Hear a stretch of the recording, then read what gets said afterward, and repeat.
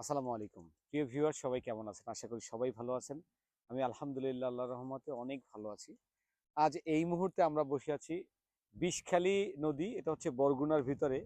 আসলে প্রকৃতি যে কতটা সুন্দর সেটা আসলে বলে শেষ করা যাবে না। প্রকৃতির এই সৌন্দর্য ফুটিয়ে ওঠানোর জন্যই আসলে আমাদের বিভিন্ন জায়গায় ভ্রমণ করা হয়। সেই ভ্রমণের একটা অংশই হচ্ছে আজকে এই বিষখালী নদীর মোহনায়। আসলে এমন একটা জায়গা এখানে ৩ নদীর মোহনা আপনারা দেখতে পারতেছেন। এই দিক থেকে বঙ্গোপসাগরের একটা অংশ এখান থেকেও আসছে।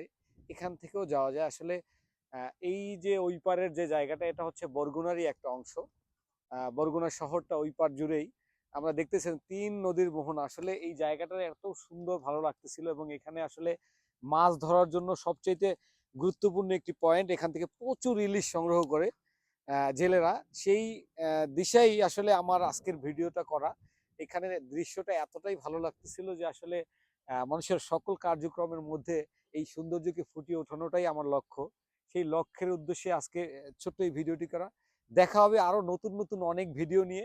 অবশ্যই ভিডিওটি শেয়ার করে অন্যকে দেখার সুযোগ করে দেওয়ার জন্য। আসসালামু আলাইকুম।